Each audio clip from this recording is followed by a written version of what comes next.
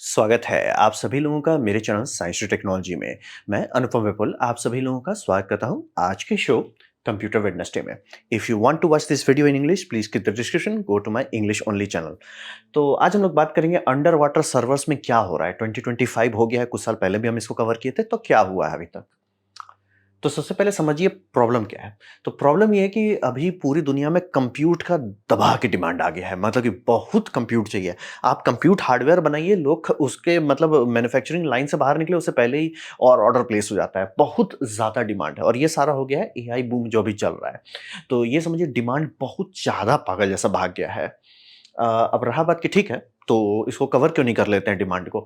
रहा बात कि लोग कोशिश करना शुरू किए तब इसमें प्रॉब्लम आया। प्रॉब्लम ये आ रहा है कि ये बिजली बहुत खाता है, बहुत ज़्यादा खाता है, थोड़ा-सा नहीं, बहुत से बहुत ज़्यादा खाता है।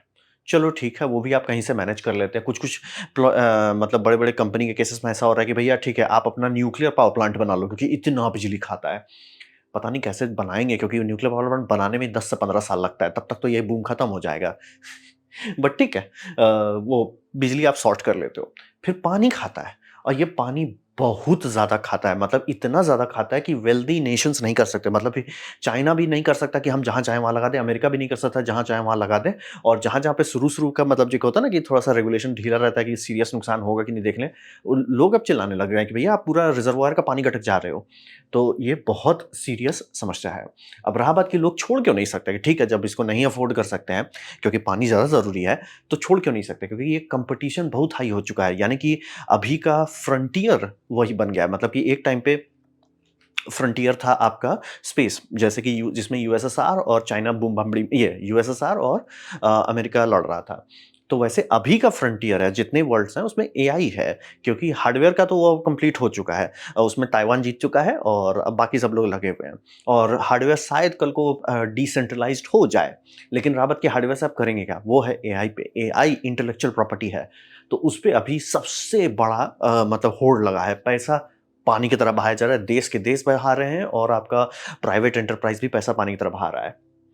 अब रहा बात कि इसको ये समझ लीजिए फेल हो जाना कि ठीक है हम नहीं कर पाए, ये आपको बिहाइंड कर देगा कंट्री के लेवल पे, और ये किसी भी कंट्री को ये एक्सेप्टेबल नहीं है। इसीलिए कंट्री मतलब ऐसा कर दे अपना रिजर्वायर को, उनको मंजूर है, लेकिन ये बनाना है तो मतलब बनाना है। कहाँ से पैसा आएगा वो बाद में सोचा जाएगा, कहाँ से उसका इलेक्ट्रिसिटी आएगा बाद में सोचा जाएगा, लेकिन बनाना है। तो आप समझ सकते हैं कि डिमांड बहुत ज़्यादा है, टू डैम हाई, बहुत ज़्यादा है। तो प्रॉब्लम ये सीरियस हो गया, मतलब ये, और बाय द वे ये सब बहुत बड़े-बड़े होते हैं यूनिट, मतलब कि लिटरली हेक्टेयर्स में नापना पड़ रहा है, बहुत ज़्यादा बड़ा है। अब रहा बात कि प्रॉब्लम क्या है, प्रॉब्लम है हीट का। हीट है कि जितना इलेक्ट्रिकल पावर आपके इस बोर्ड में जाएगा, वो 100% हीटर के तौर पे निकल जाएगा। यानी कि ये इसमें आपने 600 वाट डाला, तो 600 वाट खत्म हो गया। ये ऐसा नहीं है फैन जैसा कि फैन में 600 वाट का मोटर है, तो हवा इधर से उधर हो रहा है। वाटर पंप है, तो वाटर इधर से उधर हो रहा है, वैसा कुछ नहीं। तो इसमें जो बिजली जाता है, वो खत्म हो जाता है। यानी कि वो बिजली से बदल के हीट में बदल जाता है। तो इसको आप सीधा-सीधा थर्मल डिज़ाइन में जब आप लोडिंग कर रहे हैं, तो ये समझ लीजिए सीधा-सीधा है कि अगर हाँ, भैया इसका पीएसयू का पावर सप्लाई है, जैसे मान लीजिए पीएसयू 1 किलोवाट का है, तो जो एयर कंडीशनिंग वाली टीम होगी, वो मान के चलिए 1 किलोवाट का हीटर लगा हुआ है। तो ये एक सीधा आपको समझ के चलना है, ये सारे रूम हीटर हैं। तो आप समझ लीजिए कि सर्वर में कितना ज़्यादा हीट पैदा होगा। तो ये बहुत ज़्यादा है। और रहा बात कि हम लोग जो सिस्टम ऑन चिप्स लग रहे हैं, मतलब जो एक्चुअल सिलिकॉन है, उसका पावर बढ़ाते जा रहे हैं। मतलब अभी तो ऐसा हो गया कि एनवीडिया का एक-एक कार्ड और एक बोर्ड में आराम से आपका 4 से 6 लग जाता है, या कुछ-कुछ डिज़ाइन में उससे भी ज़्यादा लगता है, वो 600 वाट खा रहा है। और उसको अब ऐसा कर रहा है कि स्लिम ब्लेड में लगाओ, उसमें 25-26 ब्लेड एक ठो रैक में लगा दो, पागल जैसा ये डेंसिटी बढ़ाया जा रहा है। तो रहा बात कि ये इतना ज़्यादा हीट है कि उतना हीट को इधर-उधर ले ले जाने में एनर्जी खपत हो जा रहा है। यानी कि आप सोचो कि ठीक है हम कैसे ठंडा करेंगे? ऑब्वियसली उतना फैन आपको डालना पड़ेगा, फैन में बहुत एनर्जी वेस्ट होता है। तो अब आ रहा है कि उसमें लिक्विड कूलिंग करो। इतना लिक्विड हो जा रहा है कि उसमें अब पंप्स लग रहे हैं कई सौ हॉर्स पावर के। तो समझिए उतना हीट को इधर से उधर करना, जिसमें आपका हार्डवेयर है, यानी कि जो एक्चुअल जनरेट कर रहा है, उससे लेके मीडियम में डालना, जैसे कि वाटर में डालना, फिर वाटर से कोल्ड सिंक में डालना, जो आपका फाइनल कूलिंग सॉल्यूशन है वहाँ डालना, ये सब में एनर्जी खाता है। तो रहा बात कि अभी ये सारे डेटा सेंटर कैसे हो रहे हैं। अभी जो सबसे बुरा तरीका इस्तेमाल हो रहा है वो है इवेपोरेटिव कूलिंग का, यानी कि एक्चुअली आपका ये वाला सिस्टम है। हम लोग वेपर कंप्रेशन सिस्टम से हवा में गर्मी डाल सकते हैं, मतलब कि ये सबकी गर्मी आप आराम से सीधे हवा में डाल सकते हैं, पानी का कोई ज़रूरत नहीं है, जैसे घर का एयर कंडीशन होता है। लेकिन वैसा करते नहीं है। क्यों? क्योंकि अगर वैसा आप कोशिश किए कि ठीक है हम पूरा गर्मी लिए और उसे बाहर एटमॉस्फेयर में डालें, एटमॉस्फेयर गर्म है। आपका आराम से एटमॉस्फेयर 50 डिग्री 60 डिग्री सेल्सियस तक हो जाता है। तो 60 डिग्री सेल्सियस में एसी गर्मी डाल ही नहीं पाएगा, एयर वाला मतलब जो उसका एयर कंडेंसर है वो बोल जाएगा। आप लोग देखते हो गर्मी में मतलब ये एसी जब में लिखा रहता है भाई 51 डिग्री सेल्सियस तक ही हम संभाल सकते हैं, उससे ऊपर हम नहीं संभाल पाएंगे। और ये आप पहली बात आप इतना हीट बना रहे हो, दूसरी बात बीच गर्मी में कैसे डंप करोगे। तो किया क्या जाता है कि वही आपका अभी भी नॉर्मल एक रेफ्रिजरेशन सिस्टम है, लेकिन उसका जो कंडेंसर है वो पानी से चल रहा है और वो पानी जो है वो रेडिएटर में जा रहा है और रेडिएटर खुला है, यानी कि उसमें पानी छिड़का जा रहा है। और अगर ये समझ लीजिए आसपास का तापमान कम है, पानी ठंडा हो जाएगा, नीचे कंडेंस होकर आ जाएगा। तापमान ठंडा नहीं है, यानी दोपहर है, गर्मी है, वो इवेपोरेट कर जाएगा। इसीलिए ये पानी बहुत घटकता है। समझना बहुत ज़रूरी है कि ये पानी एकदम ऐसे पीता है कि मतलब अगर छोटे रिजर्वायर में लगाए, कुछ दिन के अंदर रिजर्वायर खत्म हो जाएगा। मतलब बड़े-बड़े शहर का एक पूरा बड़ा ब्लॉक का जितना पावर का ये पानी कंजम्पशन है, उतना ये अकेले गटक जाता है। और ये सब जनरली फुल लोड पे चलता है, मतलब ऑफिस बिल्डिंग में भी वही होता है। जितने भी आप सिटी में स्काईस्क्रेपर्स देख रहे हैं, सब में वैसे ही ठंडा रखा जाता है कि आपका एक एसी यूनिट चलता है, एसी यूनिट को ठंडा करने के लिए उसमें एक इवेपोरेटिव कूलर चलाया जाता है। और मान लीजिए बाहर का तापमान कम है, कोई टेंशन नहीं है। बाहर का तापमान ज़्यादा है, तो पानी इवेपोरेट होने लगता है, जो कूलिंग वाटर का कंजम्पशन होता है। तो यही कर रहा है सारे सर्वर में। आपका मतलब ऐसे एक यूनिट लगता है जिसमें पानी जाता है, वो खुला कूलर है, मतलब आप समझ लीजिए सीधा-सीधा कूलर ही है, बस बहुत बड़ा कूलर है।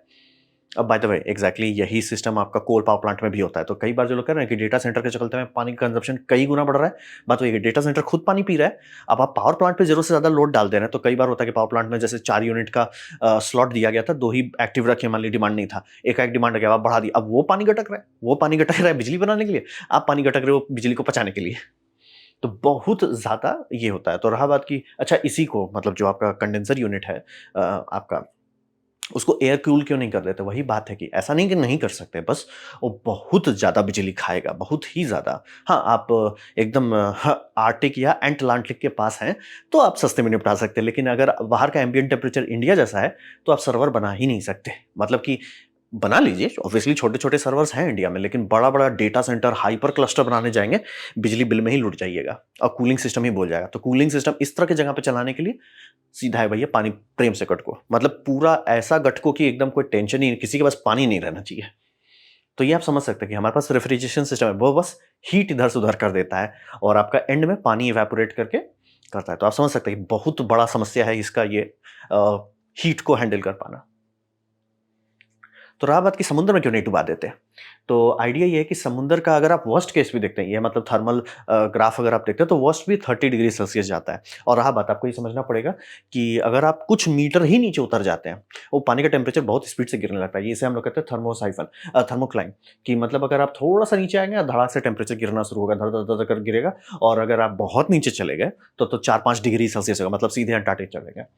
और ये फिक्स्ड हो जाता है, यानी कि आप थोड़ा-सा ही नीचे आइए, 10 मीटर, 20 मीटर नीचे आइए, पानी अब फिक्स्ड हो जाएगा। जो भी उसका टेम्परेचर 30 डिग्री सेल्सियस है, ठीक है, 30 ही रहेगा, वो बढ़ेगा नहीं। और आप उतना गर्मी उसमें नहीं डाल सकते हैं कि वो गर्म हो जाए। वो नहीं आप उतना मतलब अगर थर्मोन्यूक्लियर रिएक्टर नहीं लगा दे रहे तब तक उसका कुछ नहीं होना। समुद्र की बात हो रही है, वहाँ पानी खत्म नहीं होगा क्योंकि जो पानी आप मान लीजिए यहाँ पे आप डाल दिए हैं रिएक्टर वो गर्म कर रहा है तो हो क्या रहा है, वहाँ स्टीम निकलने लगेगा, वो स्टीम क्या होगा, बारिश होगा, बारिश होकर दूसरे जगह पे आएगा, वापस सर्कुलेट होने लगेगा, आपको टेंशन नहीं लेना है। मतलब बेसिकली ये इन्फिनिट कोल सिंक है। जब तक हम लोग बहुत ज़्यादा एनर्जी के बारे में बात नहीं करें, उतना एनर्जी इंसानियत अभी प्रोड्यूस भी नहीं करता है। तो आपको टेंशन नहीं लेना है। पानी का टेम्परेचर जो है वर्स्ट है वो 30 है। 30 तो मतलब हम लोग का ठंडा में चल रहा है भैया, नवंबर में 30 डिग्री सेल्सियस रह रहा है। तो वो तो बहुत ठंडा ही है। और दूसरी बात कुछ ही मीटर जाने में वो तुरंत घटने शुरू हो जाता है। तुरंत आपका 24-25 ये डिग्री सेल्सियस तक उतर सकता है। और ये फिक्स्ड रहता है, मतलब जो टेम्परेचर है, काम खत्म, दी एंड, वो रहेगा। और सबसे बढ़िया बात कि H2O का हीट कैपेसिटी बहुत होता है, यानी कि आपके पास में 100 टन पानी है, जैसे ठीक है, इस एरिया में आप मान लीजिए लोकल एरिया में 100 टन पानी है। 100 टन पानी का 30 डिग्री सेल्सियस से 31 डिग्री सेल्सियस करने में जितना एनर्जी वो खाएगा वो बहुत ज़्यादा होता है, यानी कि आप मेगावाट में एनर्जी डालिए, पानी को कोई फर्क नहीं पड़ेगा। इसीलिए हम लोग कोल पावर प्लांट को उससे ठंडा करते हैं, न्यूक्लियर रिएक्टर को उससे ठंडा करते हैं। पानी बहुत एनर्जी खाता है और समुद्र में अगर आप डायरेक्ट रख देते हैं तो पानी का वो भी टेंशन नहीं कि इवेपोरेट हो जाएगा इवेंचुअली। कोई टेंशन ही नहीं लेना है आपको। तो वही फायदा है कि हीट कैपेसिटी पे होता है। और दूसरा एक सबसे अच्छा बात, डेटा सेंटर को क्या चाहिए, हाई क्वालिटी नेटवर्किंग, जो उसका सबसे बड़ा बैकबोन है। सारे नेटवर्किंग कहाँ चलती है दुनिया की, अंडर सी फाइबर से। वो कहाँ चलता है? समुद्र में। आपको टेंशन ही नहीं लेना है।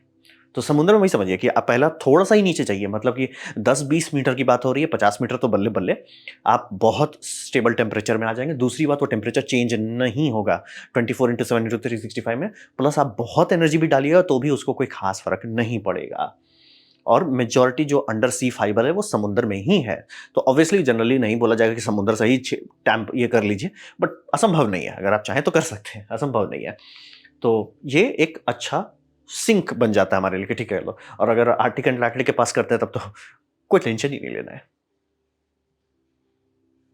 तो रहा बात कि किसी को और को तो आइडिया आया होगा। हाँ, ये आइडिया आया था सबसे पहली बार बड़ी कंपनी जो सीरियसली ली, वो आपका माइक्रोसॉफ्ट था। उसका फेज़ 1 2015 में किया गया था, लिनोना फ़िलिपॉट करके।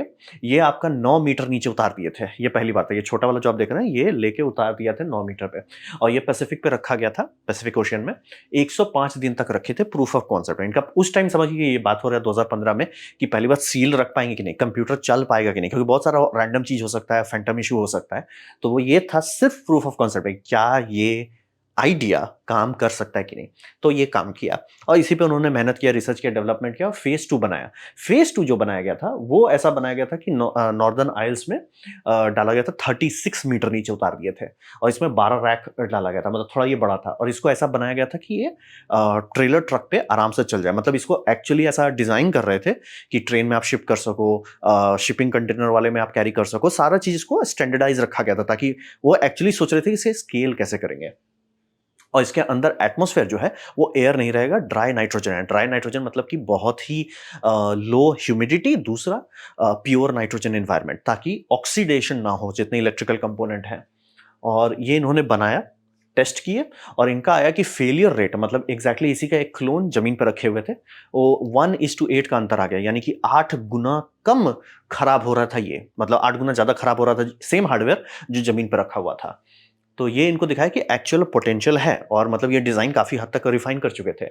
लेकिन समझिए माइक्रोसॉफ्ट नैतिक था इसका नाम क्या बोलता है, प्रोजेक्ट का नाम, इसको 2024 में कैंसल कर दिया। अब रहा बात कि अगर 2015 से काम कर रहे हैं और 2018 में बड़ा कर लिया, और ये 2 साल पानी के अंदर रहा था, तो और डेटा भी अच्छा मिलने लगा, तो कैंसल क्यों किया? बात ये था कि इनको समझ में आ गया कि अभी के टाइम, मतलब ये समझिए कैंसल किए हैं 2021 के आसपास में कैंसल किए हैं शायद।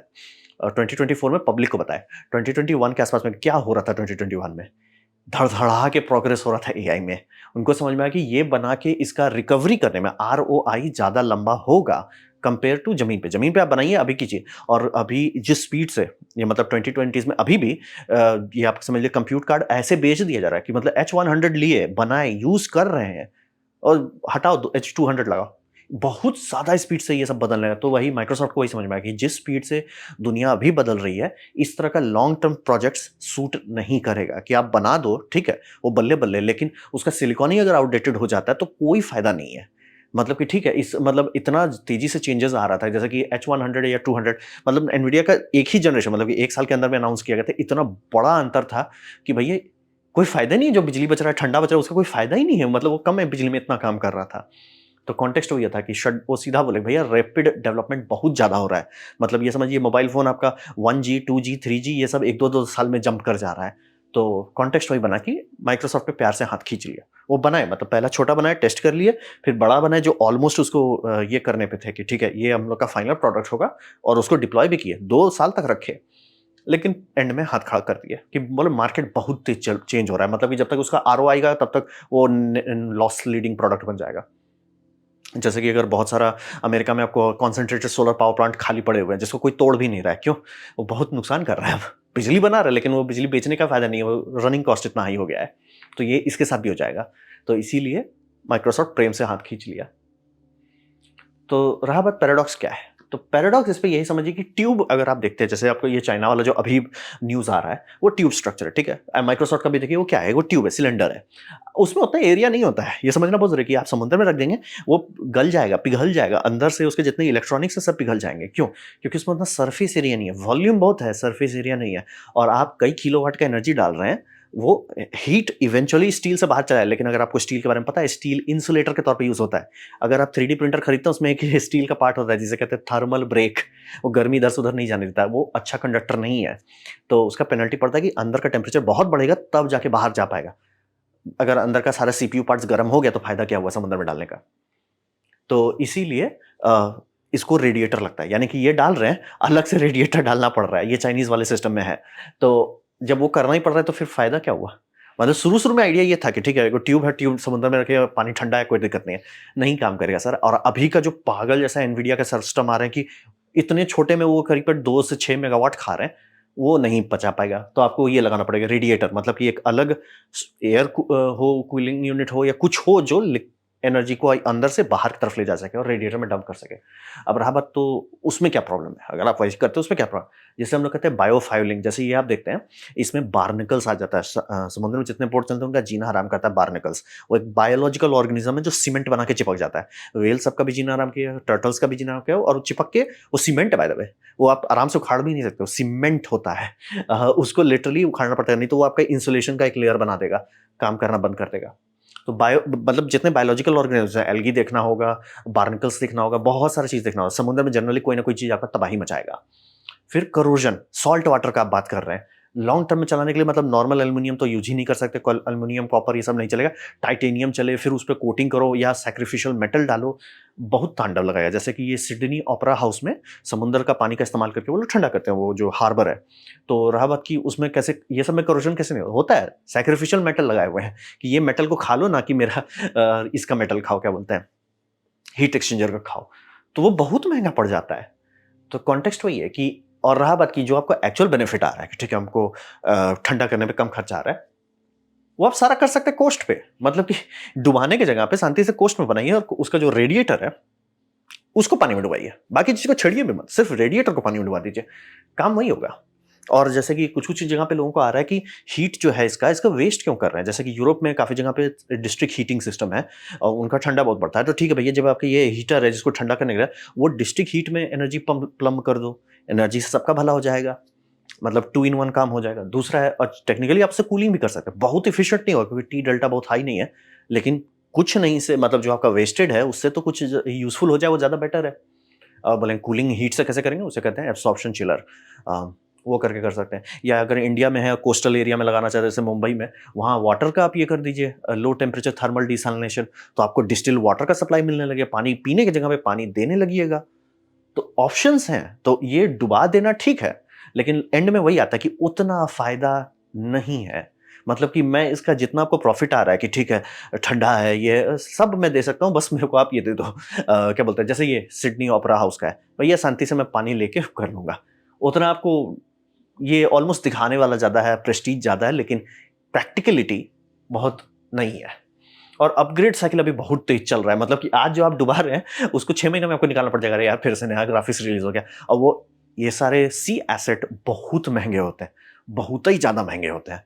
तो इसीलिए ये उतना लॉजिकल सेल नहीं बनता है आज के टाइम में। मैं एकदम क्लियर करता हूँ, शुरू में कंप्यूटर हार्डवेयर सर्वर सब में 5 से 8 साल रखा जाता था। अभी का एआई तो मतलब फट फट फट चेंज हो रहा है। तो अभी के टाइम में ये पुट एंड फॉरगेट शायद ही चले। हाँ, आप ऐसा कर सकते हो कि मे बी वो कोई नेशनल सिक्योरिटी का सर्वर है जिसको मतलब चेंज नहीं करना है, और उसको ऐसा बनाया गया कि भैया इसमें सिर्फ सिक्योरिटी इंक्रिप्शन की रहता है सबका, और कुछ करना भी नहीं है, ये हम नहीं छेड़ेंगे। ठीक है, वैसे कॉन्ट्रैक्टर्स को मैं देख सकता हूँ कि इस तरह का कुछ यूज हो। और ये फिजिकल जो आइसोलेशन दे रहा है कि कोई भी जाके उप्स नहीं कर देगा या चुरा ना ले, डैमेज ना कर दे, वो भी बहुत बड़ा बेनिफिट हो जाएगा। तो लेकिन ओवरऑल मतलब कि करने का आप कर सकते हैं, मैं एकदम क्लियर करने का आप कर सकते हैं। बाय द वे, इससे बेटर मैंने डिजाइन देखा है चाइना का, मैं नीचे वीडियो भी दे दिया हूँ। उसमें वो विंड जो फार्म लगा रहे हैं, बहुत सारा फ्लोटिंग जो टरबाइन है, टरबाइन के नीचे वाले एरिया में वो सर्वर डाल दिया है। लाइक जब आप स्ट्रक्चर बना रहे हो, बिजली बना ही रहे हो, तो वहीं निपटा दो, काहे इधर उधर ट्रांसपोर्ट कर रहे हो। वो स्मार्ट था कि मतलब जो आपका विंड टरबाइन लगा रहे हैं उसमें आधा से ज्यादा स्ट्रक्चर आप डाले ही हुए हैं, उसी को यूज कर लो। वहां तो आदमी भी जाएंगे, वायरिंग भी होगी, सारा चीज है ऑलरेडी, उसी को यूज कर लो। और उसमें भी वही है कि आपका रेफ्रिजरेंट है जो सारे सीपीयू सबसे बॉयल होके आ रहा है, और वो आपका shell and tube type heat exchanger जैसे कि ये है, उसमें समुद्र का पानी उसको ठंडा कर दे रहा है और सारा सर्कुलेशन चल रहा है। तो ये समझना बहुत जरूरी है। सुनने में बहुत अच्छा लगता है वो वाह, लेकिन 99% काम आप इसका कर सकते हैं, लो बजट में कर सकते हैं कि भैया इसके पास बनाइए, समुद्र के पास बनाइए, और ऑब्वियसली ऐसा बनाइए कि high tide, low tide, flooding व्लडिंग संभाल सके। ऑब्वियसली आप वाटर प्रूफ बनाने पे जा रहे हो, वो उतनी बड़ी बात नहीं है, टब जैसा स्ट्रक्चर बनाना होता है, और आपको बस ये करना है कि रेडिएटर पानी के नीचे चला जाए, काम हो जाएगा। या उस गर्मी को कुछ कर भी दीजिए, वो भी ज़्यादा प्रैक्टिकल है, चाहे आप उसे हीटिंग के तौर पे बेचिए, कूलिंग के तौर पे बेचिए, या इंडिया के इसमें पानी निकाल के बेचिए, सब फायदा करेगा। तो ये उतना लॉजिकल आइडिया नहीं है। प्रेस्टीज ठीक है, ब्रांडिंग ठीक है, कूल लुकिंग ठीक है, लेकिन एह, मतलब एह, इसीलिए एनवीडिया ये सब के बारे में उतना हल्ला नहीं कर रहा है। हल्ला जरूर कर रहे कि स्पेस में कर देंगे, होना नहीं है सर। हल्ला आप कर सकते हो, होना नहीं है। हाँ, ये कर सकते हो, इंक्रिप्शन की कोई रहे कि एकदम सेफ इंक्रिप्शन की हम वहां डाले हुए, मे बी। तो ये था मेरा प्रेजेंटेशन इसके बारे में, अंडर सी सर्वर्स के बारे में। उम्मीद करता हूँ आपको अच्छा लगा, कुछ सीखने में, कुछ समझ में आओ। अगर ऐसा है, लाइक कर दे, दोस्तों शेयर कर दो, उससे मेरा काफी भला होगा। नहीं अच्छा लगा, नहीं पसंद आया, कोई बात नहीं, आप डिसलाइक दबा सकते हैं, मैं कहूँगा डिसलाइक 2 बार दबाएं, उससे मुझे पता चलो कितना ना पसंद हुआ है। मैं आपसे कहूँ कमेंट लिखें, मैं हर कमेंट को पढ़ने की कोशिश करता हूँ। आपसे कहूँ सब्सक्राइब कीजिए, बेल वगैरह फ्री है, तो आपने वीडियो देखा, जान के बहुत खुशी हुई। धन्यवाद।